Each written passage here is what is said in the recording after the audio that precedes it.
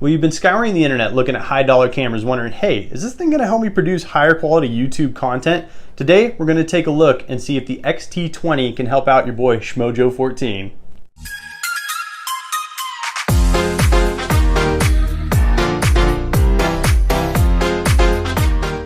This video is brought to you by Evan, my brother-in-law, who let me borrow the camera to make this video possible. Just a little disclaimer here, in no way is this supposed to be taken as a professional review of any kind.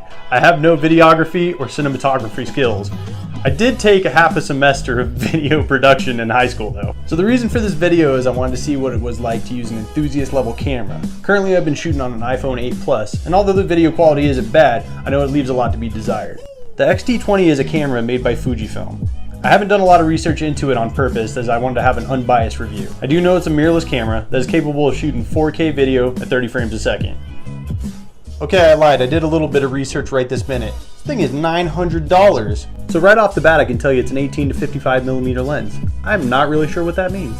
Let's bring you over the top here to check out the Star Trek control panel we got going on. First thing I see up on top, we got a flash release. Yeah, baby. We also got a dial selector. My brother said keep it on S for pictures and movies for movies.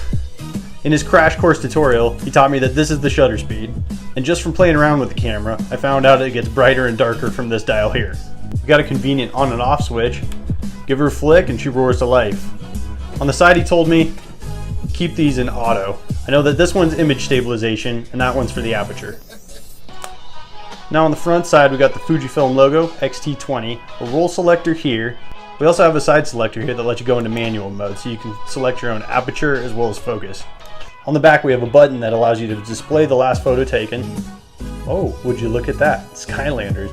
As well as delete, another selector toggle. I'll go ahead and show you a few of the photos I've taken with it already, and I'd have to say they look pretty good for somebody that doesn't know what they're doing.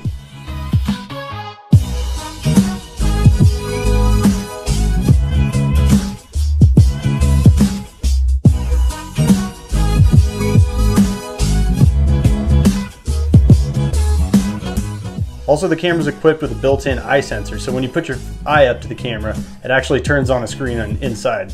So there's a quick look at all the buttons that I have available to me. Let's see if we can get some quality video out of this thing. So now we're going to take you to a side-by-side comparison of the two. Right here, we're shooting on the iPhone 8 Plus, 1080p, 30 frames a second. Now over here, we're shooting on the Fujifilm X-T20, 1080p, 30 frames per second. I went ahead and set manual focus, manually adjusted the ISO and the white balance for the camera ahead of time. Now the audio is still recording through the microphone on the iPhone. There is an external mic hookup on the Fujifilm, but I don't feel like messing with it. So basically what we want to see is that if we're going to get a clearer image, shot for shot, what I want to know is too, does the lighting look better? Is the background a little blurry while I'm in focus? Now as many of you know, the iPhone doesn't have manual camera controls aside from contrast. You can download third-party apps from the App Store that'll allow you manual control over the camera. The iPhone doesn't have an adjustable aperture like the X-T20 does, where you're allowed to pick your focal point. So overall, I think the quality looks much better on the X-T20, but that's for you to decide. So now for lighting, I'm using my umbrella light kit with 5500K bulbs in them. I reviewed those in a prior video a couple weeks ago. You can check that video out down in the link below. For white balance on both cameras, I've been using a piece of printer paper. Right, I know it's not a gray card or anything like that, but it's what I got and what I'm working with today. I'm going to attempt to color correct the iPhone video as well as the X-T20 video. Now my color correction skills are very minimal. I'm using Filmora 9 on the computer and just kind of going with what I think looks good. I'm looking into DSLRs as well, possibly a Canon T2i. That camera's a little bit easier on the wallet, coming around $200 used. I'm hoping to pick up one of those and begin shooting my videos with that. Not to say that there's anything wrong with shooting with your smartphone. The best camera is the one you have already. Sometimes it helps to have friends in low places though that'll lend you their nice camera. It would allow you to get a feel for what the video would look like if you're using this kind of camera. Guys, let me know down in the comments if you have any questions about the camera itself. I can do my best to get you any kind of test video you'd like to see or pictures in general. So if you like this video, give me a thumbs up. If you haven't already, subscribe. If you'd like to check out my last video, here it is about my $20 sound pad installation. I'm Schmojo14 and thanks for hanging out with me.